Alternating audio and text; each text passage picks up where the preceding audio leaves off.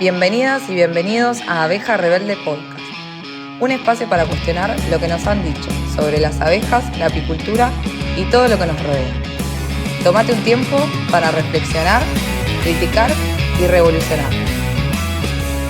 Esto es Apicultura Rebelde. Ni todo lo que vuela es libre, ni todo lo que hacemos tiene sentido. Buena, Manu. ¿Cómo estáis, Juanpi?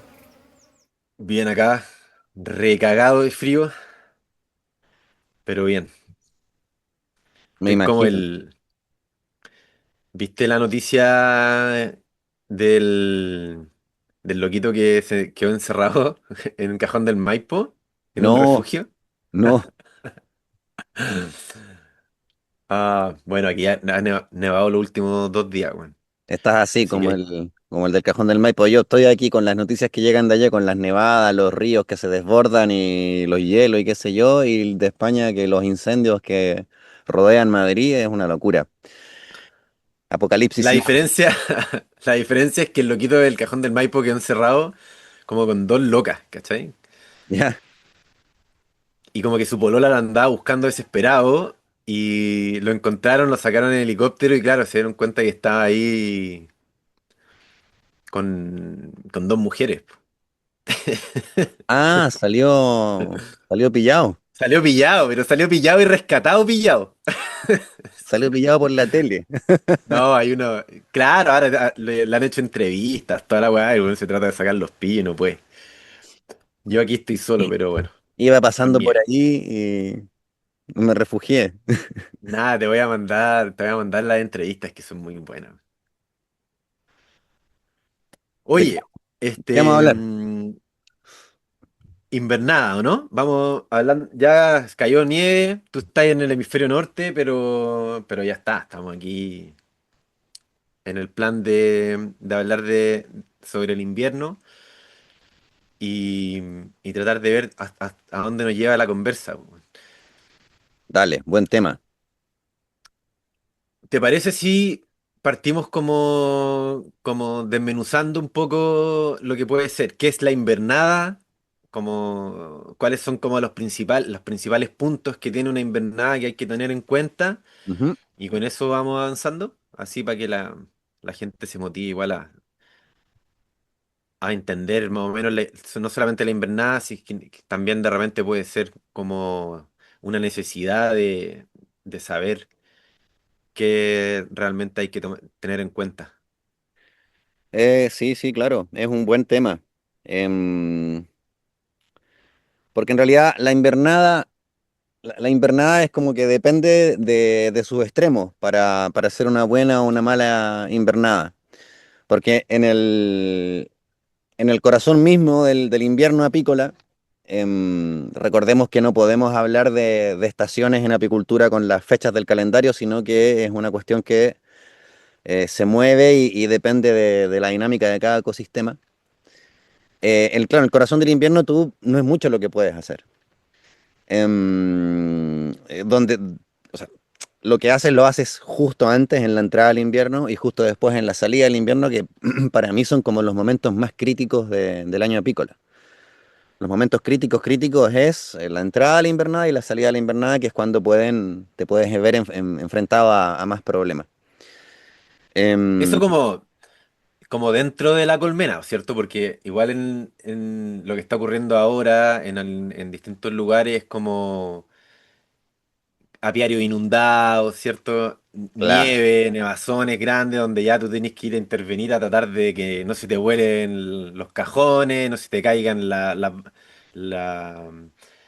las bandejas, o sea, no, las bandejas, los techos. a donde tenéis, claro, donde tenéis puestas las colmenas. Darte una vuelta al apiario y ver si no le cayó un árbol encima a un banquillo, que es lo que nos está empezando a tocar hacer. Eh, Claro, claro, dentro de la colmena me refiero, o luego si pasa un tornado, hay un terremoto, explota un volcán, esas cosas tan habituales en Chile. Bueno, que los tornados son algo nuevo, ¿no? No son tornados, pero casi. las trombas. Las trombas y los vientos huracanados.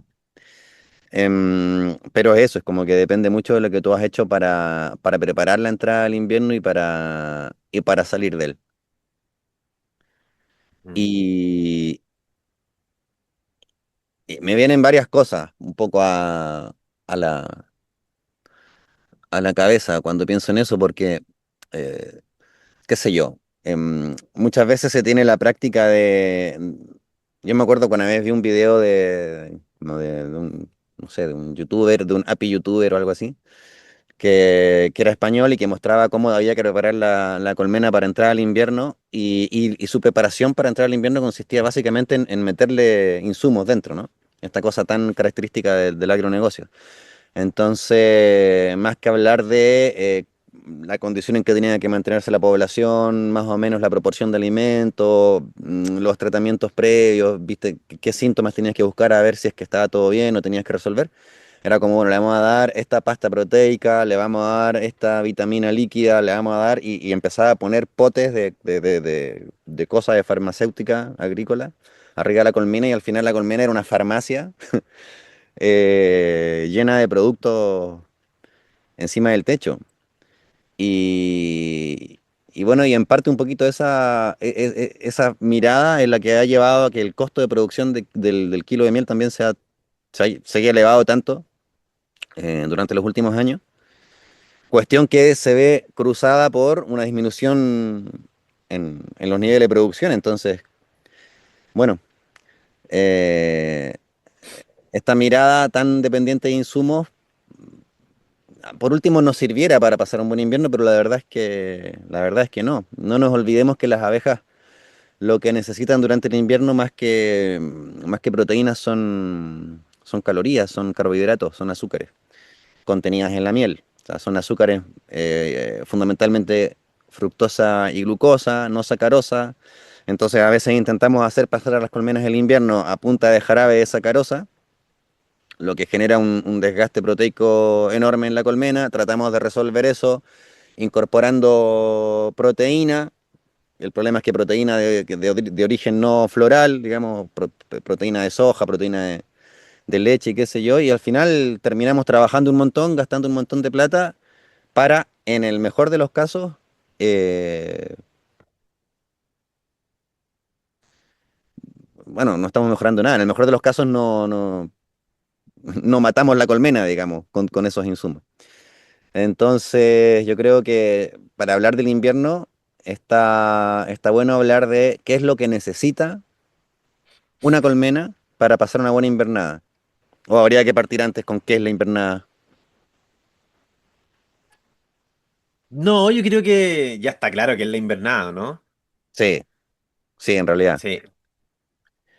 A mí, También hay que tener en cuenta como la vida de la abeja, ¿cierto? Como que en claro, verano te están viviendo 30 días casi, o un poquito más, 45 días, pero en invierno ya de repente se tienen que mandar unos cuantos, 6 meses, hasta 6 meses capaz, claro, claro, y por una eso, obrera, digamos. y por eso es tan importante entender lo de los azúcares y también entender la importancia de las reservas de polen durante el verano, al final de la temporada. Por eso es tan importante no ponerse a hacer núcleos tardíos, núcleos post cosecha. O sea, el éxito de la invernada depende en gran parte de lo que tú hiciste muchos meses atrás. Entonces, viste que a veces uno tiende o hay productores que por ahí, después de la cosecha, tienes la colmena gigantesca con dos, tres cuerpos llenos de abejas, con varias docenas de miles de abejas, entonces empiezan a multiplicar en ese momento porque saben que ya no va a haber más acumulación de néctar, entonces dice, bueno, aprovecho esta abeja, multiplico y entro con colmenas más pequeñas al invierno y no pasa nada porque les voy a dar suplementos, ¿no? Pero en Claro, el eso yo fondo, te iba a preguntar porque también está como de manual, como reducir el tamaño a un cuerpo. claro, bien, ¿Cachai? Entonces es como, es realmente como obligación hacerlo, porque finalmente esa regla, como no escrita, pero que todo apicultor como que la tiene cruzada en la cabeza, como, oh, tiene que reducir a un cuerpo, hace que también que multipliquen, po, porque claro. tienen como exceso de abejas. Ahí hay un error que es garrafal. Y ese error tiene una raíz, ¿no? Primero entender que toda esa abeja que tú estás viendo al final de la temporada, que parece ser mucha, en el fondo son abejas que están en su última etapa de vida. Todas esas abejas van a morir y no van a entrar al invierno. Lo que va a entrar al invierno es lo que es cría en ese momento. Entonces, lo peor que tú puedes hacer, porque tú para pasar un buen invierno necesitas una buena masa de abejas generando temperatura, lo peor que tú puedes hacer al final de la temporada es ponerte a quitar cría, ¿no? A reducir cantidad de cría. Porque la masa de abejas gigante es una ilusión. Toda esa abeja va a morir, o antes de entrar al invierno o apenas entró. Entonces tú necesitas llegar al final de la temporada con el mayor volumen de cría posible y necesitas que esa cría haya sido nutrida con la mayor cantidad de pan de abeja, de polen fermentado posible. Entonces también me ha pasado muchas veces eso, que veo es como, no, pero estas abejas son un desastre, mira, la primera cámara me la llenan de polen. Fantástico. Las abejas no son Mm, pelotudas, las abejas llenan la primera cámara de polen porque ese polen es absolutamente necesario para que esa cría del verano que va a entrar al invierno entre bien nutrida, porque mientras mayor polen fermentado consume, mayor va a ser su longevidad. Entonces, eso para empezar. Eso para empezar. Ni hablar de que también la cantidad de zánganos que hay al final de la temporada es menor y por lo tanto las fecundaciones no van a ser tan buenas. Ahora, esta creencia muy extendida de que es obligatorio que la colmena entre el invierno en un solo cuerpo, es una creencia que yo asumo que viene de la industria de la polinización. Porque la industria de la polinización, cuando termina la temporada, qué sé yo, por ejemplo, las tienes en el norte de Chile o en el norte de donde sea, en la zona de cultivo frutal, ¿no? Donde se requieren colmenas para polinizar cultivos frutales que normalmente son de floración temprana. Cuando terminan la temporada de polinización, normalmente agarran las colmenas, las suben a un camión y se las llevan a zonas donde tienen floraciones tardías, en el caso de Chile más al sur, para aprovechar de producir miel. O sea, es una sobreexplotación bastante importante.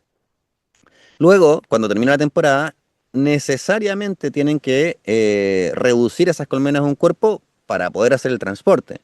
Porque si tienes que mover 800 colmenas o 1000 o 2000 colmenas en un camión, no las quieres mover con alza, ¿no? claro.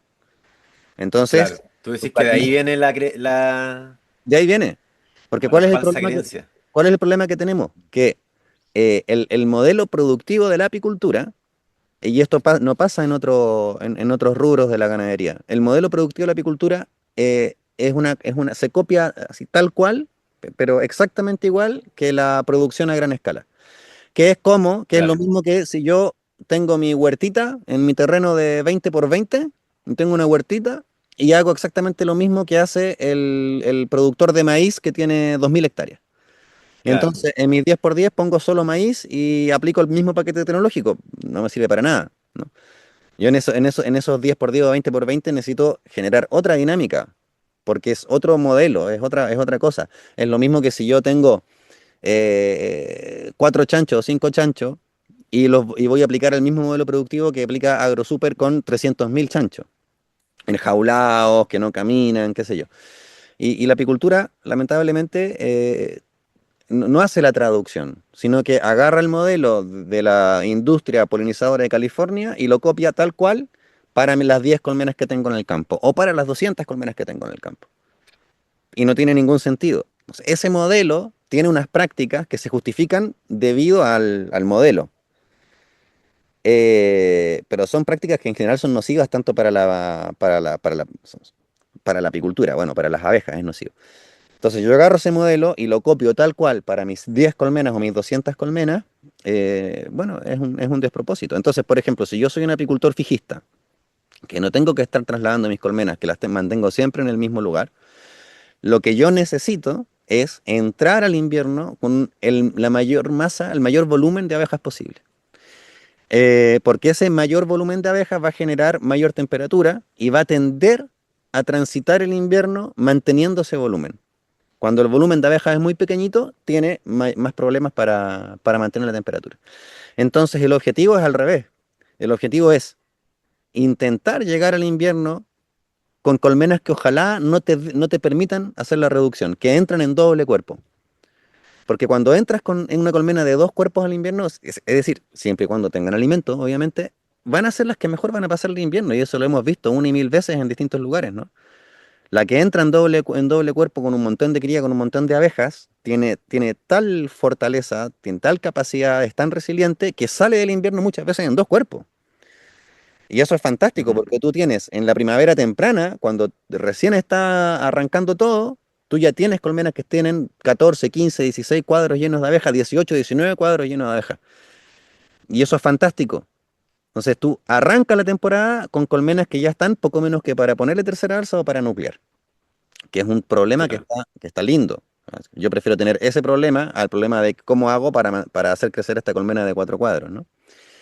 Y en el peor de los casos, que se redujo durante el invierno, que puede ser, bueno, no pasa nada.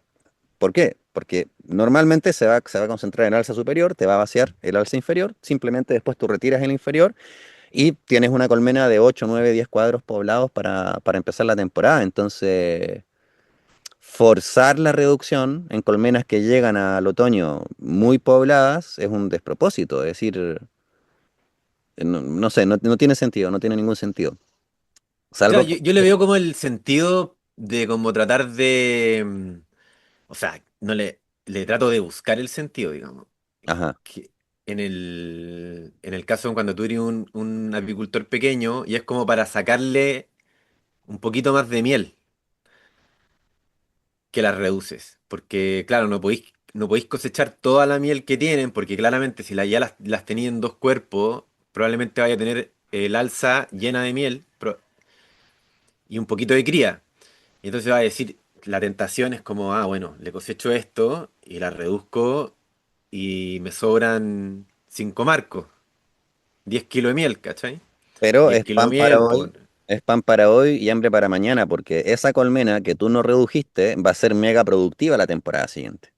Las colmenas que logran salir del invierno con doble cuerpo son colmenas que te dan núcleo y medio sin dejar de ser productivas. O sea, te dan un núcleo y medio y te dan una muy buena cosecha de miel. Claro, Entonces, pero eso es como recuperas con, romper un paradigma, ¿cachai? recuperas con creces esos tres o cinco marquitos que no le quitaste. Y sí, esto es romper paradigmas. O sea, esto es romper paradigmas. Esta apicultura, por lo menos. Porque tenéis que A ya martillazo. romper como con esa regla de achicar la colmena y también con como esa ambición, avaricia humana de cosecharle el exceso, entre comillas, po. Claro. Porque obviamente que tenéis que cumplir esas dos, pues no puede ser como que las dejéis en dos alzas y las dejéis con poco alimento, No, porque, no, no, no, no. Esas son las primeras que se mueren a la salida del invierno. claro, Claro. Se comen las reservas porque tienen mucha abeja y van a ser las primeras en morir. Por eso va de la mano con la reserva de miel que tú le dejas a la colmena tiene que ser proporcional a la población. Es al contrario, yo soy amigo para preparar las colmenas para el invierno. O sea, por ejemplo, ahora, y eso depende, o sea, no es, porque de repente no hay que ser absolutista. absolutista, porque depende mucho hay años que por la dinámica del año eso no se consigue, y tú pasas con todas tus colmenas en un cuerpo. Perfecto, no hay ningún problema, está bien. Mm. Otros años que la cosa anda mejor, por ejemplo, el año pasado en las colmenas que tengo en la Araucanía, muy poquitas colmenas entraron en dos cuerpos. Porque fue un año difícil, las colmenas estuvieron bien, pero no produjeron lo suficiente. Vale, listo, entraron con un cuerpo bien pobladito el invierno y ya está. Este año, 70% de las colmenas están en dos cuerpos. Lograron acumular más, estaban mejor, que se desarrollaron mejor, 70% en dos cuerpos. Y estoy re contento. Hay lugares que por ahí, por una cuestión de la dinámica ecosistémica, capaz que ninguna entra en dos cuerpos. Y está perfecto. Y lugares que por su dinámica ecosistema es muy sencillo que las colmenas entren en dos cuerpos. Entonces no es como Ujú. que es un determinismo que tiene que ser así o tiene que ser asá. Porque acordémonos que la colmena es un espejo del entorno vegetacional, de la dinámica de la planta de angiospermas, de la dinámica de la distribución de la humedad durante el año. Entonces, obviamente, una colmena no se va a comportar de la misma forma en todos los ecosistemas, porque la misma dinámica del ecosistema es distinta en cada lugar, ¿no? Es decir, por ejemplo, acá, ahora yo estoy en Cantabria, estamos en pleno verano, en un verano muy caliente en Europa, con olas de calor, que aquí también están, pero está todo verde, el pasto está verde, no deja de crecer, llueve toda la semana, no toda la semana, sino que todas las semanas hay 1 o 2 días de lluvia. Y un poco más allá, tú conduces una hora, hora y media y está todo amarillo, no llega un carajo, hay 45 grados. Entonces, obviamente, la dinámica de la invernada de una colmena en Cantabria va a ser muy distinta a una colmena en La Rioja. Y tú no puedes, eh, por eso, por eso no hay fechas específicas, por eso no hay calendarios a rajatabla, lo que hay son principios, ¿no? Y por eso hay que concentrarse no solamente en la colmena como elemento, sino cómo la colmena responde a tales o cuales estímulos ambientales. Ujú. Me queda claro. Entonces, si vamos como paso a paso, tipo, tenemos como esta entrada al invierno como con este mito, otro de los mitos que lo habíamos visto en la temporada uno de entrar al invierno con, así como rajatabla, regla suprema, con un cuerpo. Eh, ¿es, es eso todo? Bueno, y obviamente como sin todo este kit em, de la gran industria, ¿qué más hay dentro como de lo que es la invernada? Mira, mira la molestia que se toma la planta, porque yo te diría que las principales ganaderas de la naturaleza y tal vez las primeras ganaderas de la naturaleza son las plantas. Em, lo primero que hicieron fue criar bacterias y criar hongos, ¿no? Las alimentaban con los azúcares que producen a través de la fotosíntesis. Y empezaron a formar el suelo, hace 400 y pico millones de años. Se asociaron y empezaron lentamente a formar el suelo y ese trabajo de micro, de ir generando, transformando la piedra finalmente y la propia materia de la planta en suelo fértil durante millones de años generó lo que está atrás mío, bosques, ¿no? Em, para quienes no nos escuchan, lo que pasa es que estoy metido en un bosque. Em, entonces, fíjate que la planta cuando hace fotosíntesis, produce azúcar, fundamentalmente en forma de glucosa, también un poco de fructosa, pero fundamentalmente en forma de glucosa. Y por alguna razón, eh, para que ese azúcar fluya a través del floema, para que se pueda ir a las raíces y a los nectarios, para los insectos que también la planta cría, porque la planta angiosperma, la gran mayoría de las angiospermas que requieren insectos para polinizarse, en el fondo son criadoras de insectos, ¿no? No, Generan... no solo eso, es como que uno se te puede hacer la pregunta de quiénes tienen el control y al parecer son las plantas las que manipulan todo, weón. Claro, claro, Hasta claro, claro. nosotros. Sí, sí, sí, sí. Yo pensaba mucho en eso, de las bacterias, ¿no? Pero las plantas también están ahí en una situación bastante central, ¿no? Y nosotros estamos pululando alrededor, ignorando absolutamente todo, creyéndonos dioses y la verdad que cualquier cosa. Entonces, la glucosa por su composición, por sus características finalmente, no puede circular por el floema. Entonces la planta, para que esos azúcares circulen, la transforma en sacarosa, junta la glucosa con la fructosa y el azúcar en forma de sacarosa fluye a través del floema. Y como sacarosa llega al nectario. Pero resulta ser que el nectario, igual que las abejas, produce invertasa. El nectario produce enzimas y una de esas enzimas que produce la planta es invertasa. Entonces ella agarra y una parte de la sacarosa la desdobla en fructosa y glucosa y otra parte la deja como sacarosa, ¿no? Entonces ya la planta se está tomando la molestia, porque podría decir, bueno, yo ya hice esta sacarosa, la dejo como sacarosa. ¿Por qué? Porque cuando la planta gasta invertasa en desdoblar ese azúcar para ofrecérselo al insecto desdoblada en forma de monosacáridos, está gastando proteína de sus tejidos, es decir, está generando un desgaste energético, que no es menor y nutritivo. Entonces lo hace, le avanza el trabajo a la abeja, ¿no? Luego viene la abeja, liba ese néctar, que es su principal fuente de carbohidratos, de azúcares, y continúa el trabajo porque la planta le hizo como la mitad de la pega. La concentración de sacarosa varía en relación a cada especie de planta, pero alguna vez leí por ahí que que las abejas prefieren más o menos tienen 50% de sacarosa. Y la abeja continúa haciendo el trabajo, es decir, ya está la mitad hecho por la planta, pero todavía tiene una concentración altísima de sacarosa del 50%. Entonces la abeja se toma nuevamente la molestia de gastar vida, gastar salud, gastar longevidad en continuar separando esa sacarosa en fructosa y glucosa. Entonces, y esa es la razón que muchas veces no lo tenemos en cuenta. Esa es la razón porque la abeja en verano vive 4 semanas, 6 semanas y la abeja de invierno vive Mm. 4 meses, 6 meses. Cada Y uno pensaría que está así como ida y vuelta constantemente, mandándose 8 kilómetros al día o más, 20 kilómetros al día y por eso muere más rápido, pero no, es para nada, ese desgaste también. claro, porque en ese caso los deportistas que salen a trotar se morirían recontra jóvenes y los sedentarios que se quedan echados en el sofá, ¿no? Vivirían hasta los 150 años. No, no, no, no tiene nada que ver.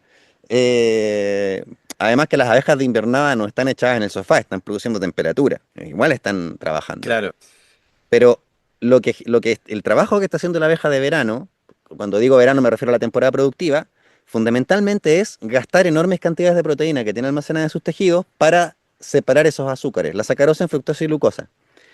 Lo hace sacrificando su propia vida para que las abejas de invierno no lo tengan que hacer y puedan vivir esos seis meses. Entonces, qué loco, man. es loquísimo y es Mm. sabio, es inteligencia pura. Entonces, eh, no, no, no, y lo otro que la abeja de verano hace mucho más es producir jalea real, que también es un desgaste proteico de los mil demonios, y la abeja de Mm. invierno no lo hace o lo hace muy poquito porque dependiendo del ecosistema hay ninguna cría o muy poquita. Entonces la colmena está en un equilibrio perfecto con el ecosistema, con el clima, con las estaciones, para que luego vengamos nosotros a meterle sacarosa de vuelta, es decir, es como, bueno, no, Mm. está perfecto, gracias por la miel, dámela que es mía, y toma este 100% sacarosa. O sea, todo el trabajo que hizo la planta y luego el trabajo que terminó de hacer la abeja para que la cosa funcione y la colmena pueda salir de la invernada con una gran masa de abejas para que pueda rápidamente polinizar las plantas que están esperando esa colmena que pasó en el invierno para que la polinice y le permita reproducirse. Toda esa sabiduría, toda esa inteligencia, toda esa coordinación Mm.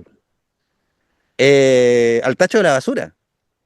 Claro, le aplicamos como una especie de mito de Sísifo. Eh, claro, entonces, pero lo más divertido es que producto de estas prácticas, divertido, cruelmente divertido, producto de estas prácticas, empezamos a normalizar que las abejas salen hechas mierdas del invierno, ¿no? Chiquititas, a duras penas arrastrándose, y si no las alimentamos y le metemos un montón de cuestiones, no alcanzan a tener una gran masa de abejas para que puedan polinizar las plantas cuando hay una gran cantidad de flores y producir miel. Llegamos al absurdo de afirmar, con todos los diplomas universitarios y los estudios, los papers, ¿no? Que para que la colmena llegue con una buena cantidad de abejas al momento de una mayor cantidad de floración, hay que suplementar y estimular porque eso en la naturaleza no sucede por sí solo. Tenemos esa noción de que pero en el fondo lo que pasó es que hay una raíz del problema. Eso efectivamente está sucediendo. Efectivamente las abejas no están saliendo bien del invierno. Efectivamente cuando salen bien es porque le aplican un montón de promotores de crecimiento y qué sé yo. Pero eso tiene que ver con un quehacer. Hay un motivo para aquello. Y el resultado es dependencia de insumo. Em, a mí me alucina todo esto, todo este tema. Está bueno, está bueno. Empezar a entender las plantas y empezar a entender. No, a mí me tiraste unos conceptos ya, sacarosa, glucosa, uno lo maneja, no tanto, porque ya es como que tampoco entiendo la composición química ni de la glucosa ni la sacarosa. Y la invertosa, nunca he escuchado eso, quedé medio loco con el concepto, pero, man, o sea, revelador. La fructosa y la glucosa son azúcares simples, monosacáridos. Es una molécula. La molécula de sacarosa es compuesta. Está compuesta por una fructosa y una glucosa que están químicamente enlazadas. ¿Sí? Entonces, la abeja para poder asimilar el azúcar, la energía de ese azúcar, tiene que separar. Y esa separación requiere una inversión energética y Mm. proteica que está dada por la enzima invertasa, que produce la propia abeja, generándole un desgaste vital. La planta también produce invertasa. Eh, no sé, todo esto es muy interesante. Dan ganas de ponerse a estudiar química, Sí. porque la verdad que claro, las bases de la vida, las piezas del ego tienen que ver con química también. A mí me nació la pregunta, idiota, pero bueno, y siempre hago esas preguntas de repente, de si fueses una abeja, ¿cuál serías? ¿La del verano o la del invierno? Uh, y no, yo creo que preferiría volar y estar de cabeza metido en las flores revolcándome. A pesar de sacrificar tu vida. Sí, sí, una abeja exploradora, ahí lo más lejos posible, metido una vez vi de pura casualidad en Entre Ríos, me había acercado a mirar era un árbol viejo, muy viejo, un troncote así. Y había escuchado algún ruido, viste que ahí está lleno de bichos de todo tipo. Escuché algún ruidito y me acerqué a ver si descubría algo. Y de repente veo una abeja evidentemente exploradora porque estaba como buscando nomás, buscaba, se daba unas vueltas y le llamó algo la atención en la corteza y empezó a buscar y de repente sale una araña y ¡pop! Y se la lleva a a su huequito en la corteza. La curiosidad mató a la abeja. La abeja exploradora, mira cómo terminó sus días. Pero bueno, em, seguro que se la gozó, yo creo que lo pasan bien. Mm. Me imagino. Igual muchas deben no volver nunca, po, weón. Muchas, Por- muchísimas. Muchísimas. A mí una cosa que me genera bastante angustia acá en Cantabria es la velutina, que en algún momento hablamos el año pasado en alguno de los mini capítulos, porque claro, aquí pasa eso, que hay tal presión de avispas, son tantas y tan específicamente adictas a comer abejas vivas, que tú sabes que una buena parte de la pecoreadora que sale de la colmena no vuelve y retrasa mucho, impide el desarrollo, perjudica la cosecha. eh, es tremendo. Y las abejas adoptan, o sea, su entrada a la colmena es mucho más caótica que la entrada a la colmena de las abejas chilenas. O las abejas en Chile o en Argentina entran tranqui. Estas entran así como para desorientar a esas avispas que están Ah, acechando. O cacha. derechamente ni entran ni salen, se bloquean cuando hay demasiadas. Em, entonces yo te diría que el éxito de la invernada es, o implica, o depende de, primero, que la colmena entre al invierno con la mayor masa de abejas posible, ¿sí? Segundo, con una buena reserva fundamentalmente de miel. La reserva de polen para el invierno no nos interesa mucho. La reserva de polen que nos importa es la del verano, la de final de temporada, porque todo ese polen es el que va a nutrir a esa abeja de invierno. Entonces, lo que nos importa es que tenga una buena cantidad de miel para que tenga combustible para producir calor durante el invierno. Una buena aislación térmica, una buena aislación térmica para que esa temperatura que ella genera no se vaya tan rápido y por lo tanto sea más eficiente y el consumo de reservas sea menor, porque la temperatura, eso es muy loco, la temperatura interna de la colmena fuera del bolo es igual a la del exterior. Es decir, la capacidad de aislación térmica de la caja convencional es cero. Cero. Imagínate, si Claro. fuera, es impresionante. Si afuera hay 7 bajo cero, adentro hay 7 bajo cero. Y en el centro del bolito, 35, 36, hasta 37. Entonces, si podemos aislar, fantástico. Ideal que haya un poco de ventilación también para evitar humedad. Y bueno, y ya está. Ya está. Y luego, claro, hay que empezar a trabajar en lo que en el calendario sigue siendo invierno. Probablemente tú tengas que empezar a hacer algún tipo de alimentación de sostén. em, para evitar que se vayan a morir de hambre esas colmenas eh, cuando ya se han agotado sus reservas. Entonces hay que estar súper atentos a ese momento. Y normalmente las primeras que van a agotar las reservas, si es que quedaron muy justitas, son las colmenas más grandes, más pobladas. Entonces la salida al invierno también es importante. ¿Cómo estamos ahí respaldando para evitar que esas colmenas puedan morir de hambre durante la primavera apícola si es que el clima es muy inestable. Y hay un dato que es muy importante, que yo no lo estoy implementando hace tantísimo tiempo, que es el indicador de marcos poblados, para entender cuál es la dirección de la colmena. Claro, eso yo te iba a decir, como que está el tema de los marcos poblados, pero también está como la dificultad de saber en qué condición está tu colmena durante el invierno. Claro, claro. No lo sabes. Claro, pero con esos marcos poblados que tú podías anotar de repente en la previa, en la entrada al invierno, como que al menos podríais tener como una idea general de la situación de cada colmena.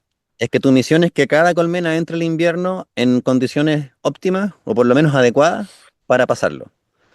Entonces, tú no deberías tener mortalidad en invierno. En primavera sí puedes tener si es que se agotaron las reservas y por eso hay que estar ahí para alimentar, para sostener, no para estimular en el caso de que sea necesario. Entonces, en general, yo tengo una regla, que es que la colmena necesito que entre con un mínimo de 8 marcos poblados al invierno, de 8 para arriba.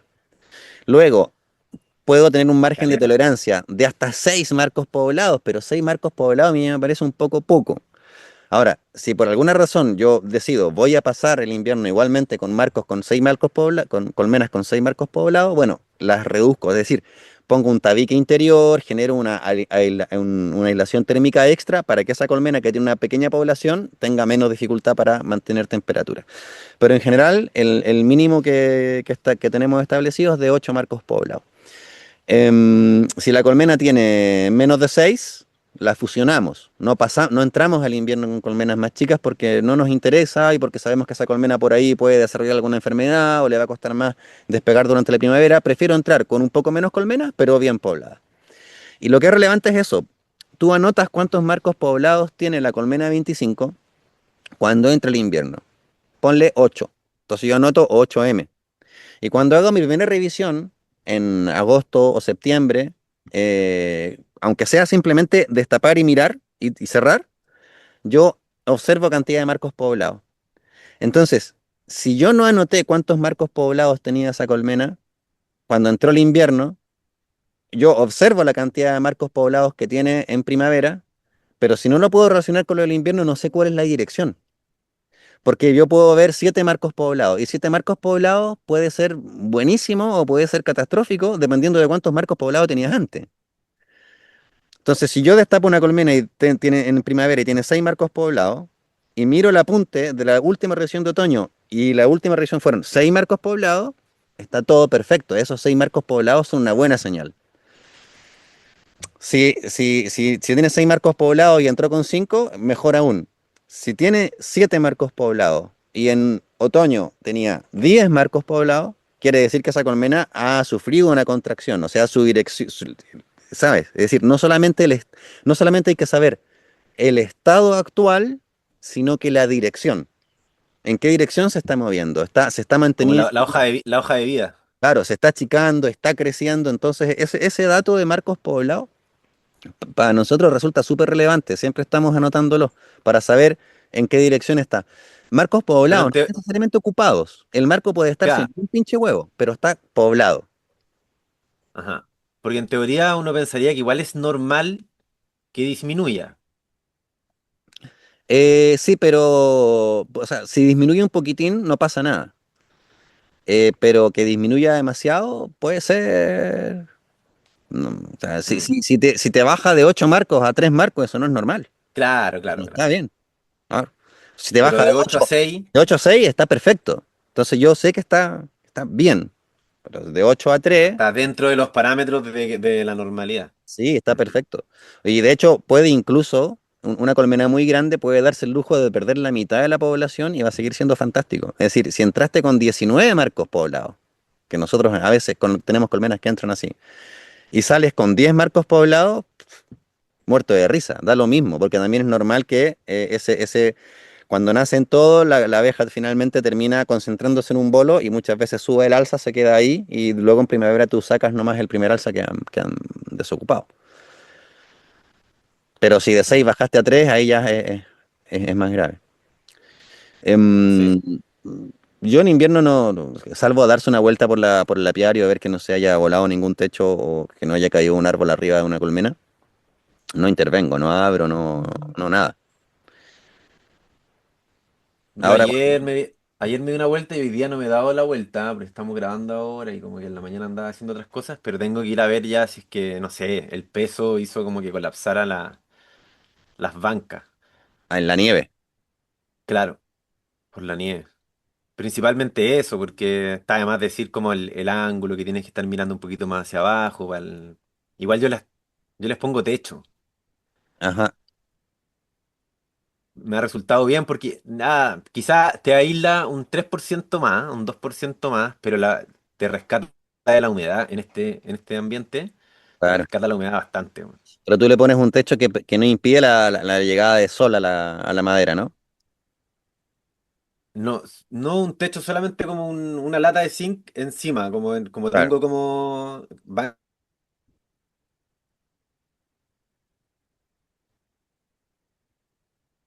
Te quedaste pegado, Juanpi. que en teoría un viento las manda a volar en un 2x3, pero el aviario está como cerca de una zona de cortaviento, entonces Ujú. no sufre tanto. Bueno, eso es lo otro también, escoger bien el lugar del apiario.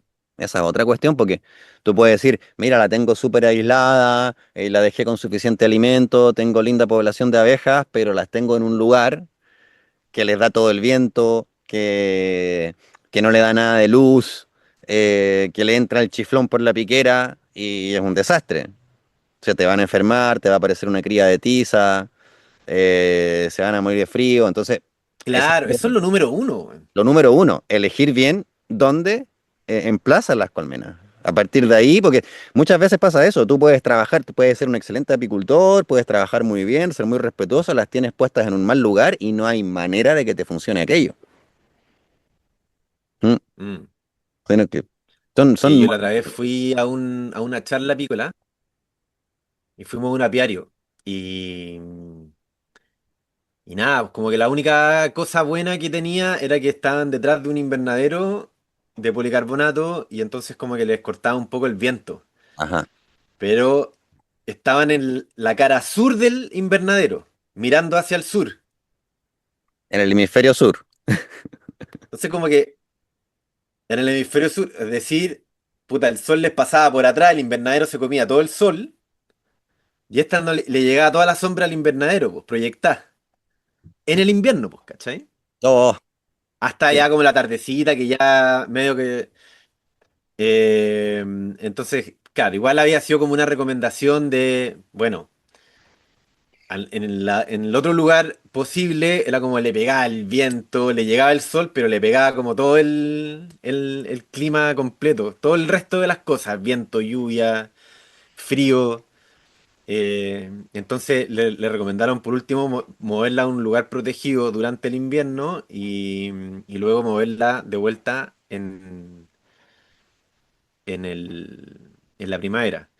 Pero claro, está ahí como sin como la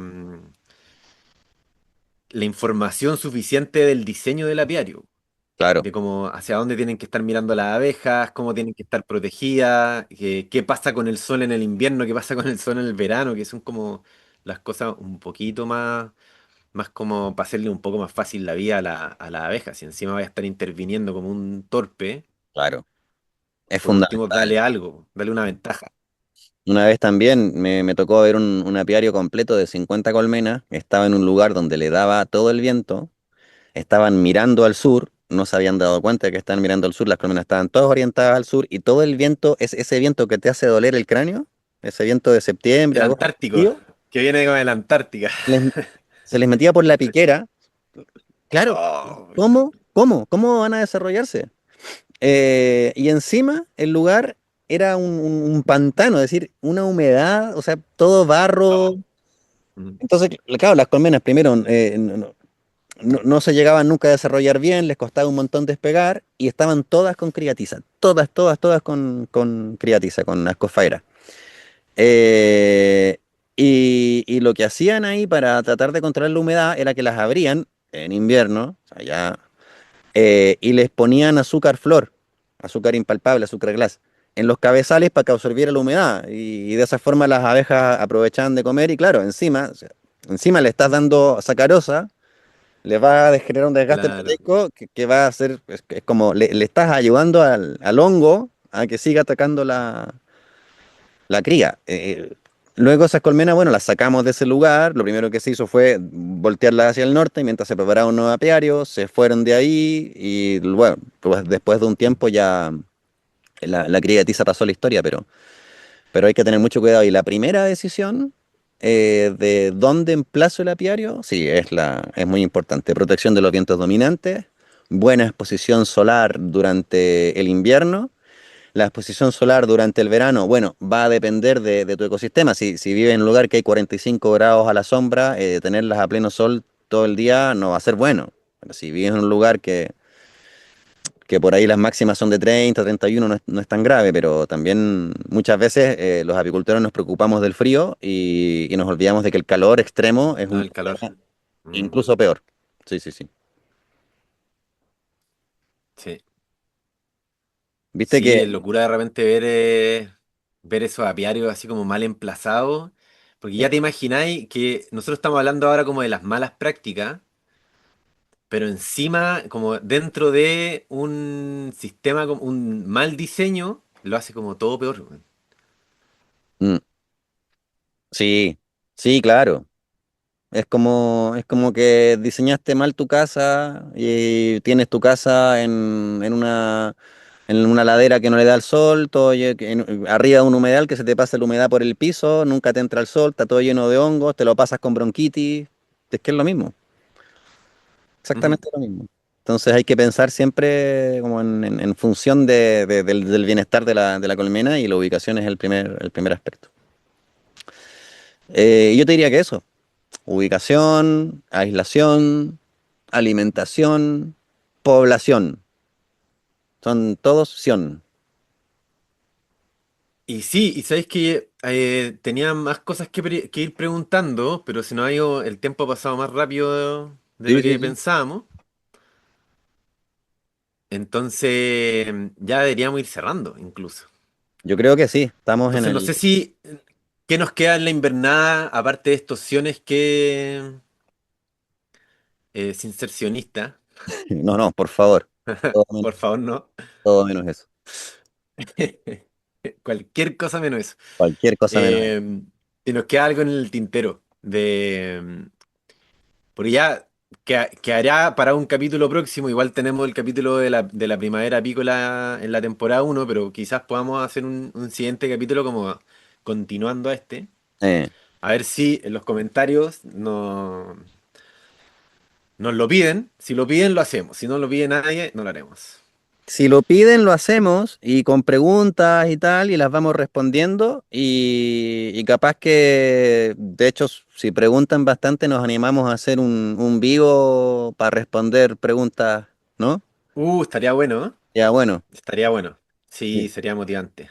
Estaría muy, muy entretenido. Y nos pegamos un conversatorio.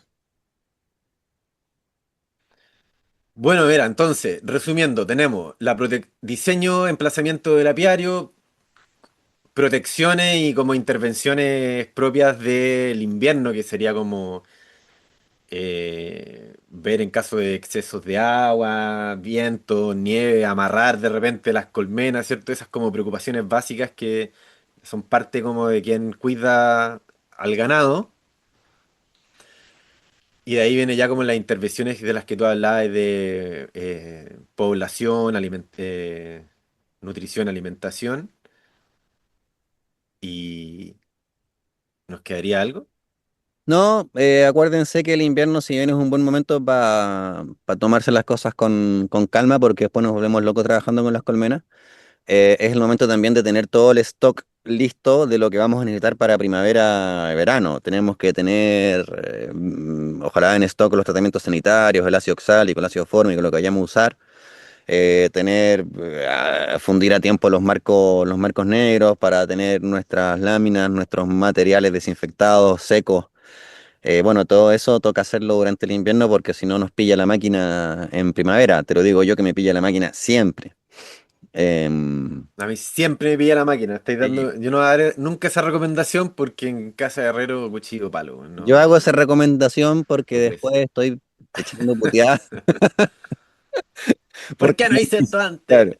Pero lo que sí tengo son los... Tengo mi oxálico, tengo mi fórmico, tengo mis tinturas de propóleo, tengo mi polen congelado, tengo todo listo en el caso de que tenga una Claro. crisis sanitaria, lo puedo resolver de inmediato. Eso sí que sí. Luego ya, bueno, Bien, si no bien. alcancé a fundir toda la cera, bueno, tendría que hacerlo atrasado, pero tener en stock todos esos elementos es fundamental. Hoy día, no, este fin de semana estuvimos acá haciendo una multiplicación de lactobacilos de colmena y estamos haciendo unas pruebas con aplicación de lactobacilos para tratamiento de cría de tiza y la verdad que está bueno, está resultando.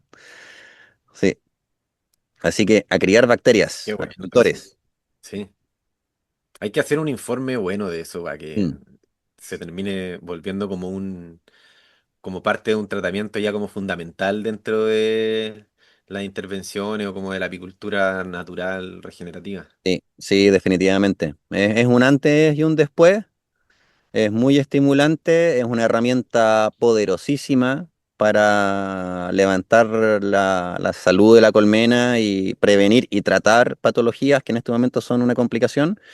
Y además es una tecnología que es totalmente apropiable por cualquier productor del tamaño que sea, en términos de lo sencillo Mm. que es hacer estos cultivos y lo económico que es también. Así que, bueno, para quienes nos estén escuchando y les interesa este tema, el año pasado, en la temporada uno estuvimos conversando con Pablo Lanuguer y ahí abordamos bastante de este tema, así que si quieren irse para atrás pueden escuchar ese capítulo que está bien entretenido. Buenísimo. Abrimos entonces nuestra sección de recomendaciones para ir despidiéndonos, ¿no? ¿Qué te Me parece? parece, me parece fantástico. Yo voy a seguir, estoy medio aburrido, entonces sigo recomendando libros y voy a recomendar el que empecé a leer. Terminé Plantas Vagabundas, que estaba hermoso. Interesante tema, se me quedé ahí con varias ¿Ya cositas. te terminaste Otro Mundo? Sí, sí, pero a ver, ¿qué pasa? Me quedaba página y media, me quedé dormido y no me quería... El libro es gordo, pesa un montón y no podía viajar porque no tengo equipaje facturado ni nada con semejante libraco, así que lo terminé entre comillas porque me falta una página y media, la verdad que es muy frustrante. Ah, Pero me traje un par de libritos para el viaje. Uno, Plantas Vagabundas, muy buen, muy interesante, amenísimo, es como para leerlo muy rápido ahí. Que habla sobre, ¿cómo es? Parece que ya lo dije, ¿no? En alguna conversación anterior. Puede que sí. Entonces, para no, no, no recuerdo. em, No, no lo has dicho. no lo dije. Bueno, Plantas Vagabundas, ahora mismo no me acuerdo de los autores, son unos franceses, y habla como de este concepto, que es un tema que un día vamos a hablar de eso para que no nos aniquilen y ardan los comentarios, porque es el tema de lo nativo versus lo introducido. Todo lo introducido es nativo. Ocurrió un error. Eh, a ver, me está hablando mi teléfono. Estamos siendo Sí. Todo espiados. lo introducción nativo ocurrió un error. Hasta Claro, el teléfono reaccionó. el teléfono reaccionó. Eh, entonces, introducen este tema de las plantas vagabundas, que hay plantas, por ejemplo, que desaparecieron de su nicho original y ahora son vagabundas, no tienen nicho original y vagabundean por el mundo. Su nicho original ya no está, pero ellas siguen estando y transitando. Es como que no Hablan tienen raíces. Oh, qué loco. claro, la hibridación, que lo hablan, ¿cómo es que cuando se habla cuando los seres humanos nos hibridamos? Mezclamos. ¿Cómo es la palabra? Bueno, da igual, estoy... pero en el fondo, eso, son realmente una amenaza. ¿Hasta qué punto lo nativo es nativo? Porque es una cuestión temporal, ¿viste? Porque en el fondo, en la naturaleza todo está en movimiento, todo lo que es nativo alguna vez entró. em, entonces, obviamente hay plantas que sí son invasivas y son un problema gigantesco y porque tienden a establecerse, a invadir y no permitir que otras especies Claro, no, no las vamos a debatir sobre plantas invasivas que son invasivas. plantas invasivas son invasivas, pero no todas las plantas introducidas van a ser invasivas. Así que el librito te lo lees Está en bueno. un rato, está muy interesante. Y ahora estoy con Las Edades de Gaia de Lovelock, que estoy encantado, que profundiza y perfecciona la teoría de Gaia 10 años después de que escribió Gaia. Y la verdad que es un placer leer ese librito, se los recomiendo un montón. Librito, esa obra. Mira tú. Bueno, yo te quería tirar un dato de que igual, obviamente son datos nomás, pues, pero en términos como de insectos invasivos, como plagas que uno puede ver o plantas invasivas, no superan ni siquiera el 2% del Mira, total, ¿cachai? mira. Eso es muy baja. Inglaterra es como el país que más importó plantas del mundo en su momento más expansionista y y tienen como un 2%. Se dieron cuenta como que el 1% de las plantas que trajeron eran realmente invasivas y el resto era nada. Pero claro, te toca la planta invasiva y te queda la grande. No, totalmente. Pero o sea, entendiendo que nosotros siempre vamos a estar priorizando las especies nativas y que obviamente no vamos a querer llenar todo de eucalipto ni de zarzamora, tampoco hay que satanizar seres vivos diciendo que uno, que esta plantita, este pastito, este coso, porque viene de África, entonces hay que eliminarlo, ¿no? Mm. Pero en A fin. ver, ¿qué puedo recomendar? Yo estaba leyendo cosas nada que ver, así que no voy a recomendar nada de eso. Estaba como de la... ¿Tú cachai? La creación de la naturaleza la escribió el Andrea Wolf como con la historia de Alexander von Humboldt, que es buenísima. Y ahora me estoy leyendo uno como sobre Venus, que es como toda la historia detrás de eh, como la observación a Venus, que está buenísimo. La verdad, Bueno, Andrea Wolf. este, Lovelock, parte de lo que después transformó en la teoría de Gaia resulta de sus observaciones de la atmósfera de Marte y Venus. Está conectado, Mira, claro.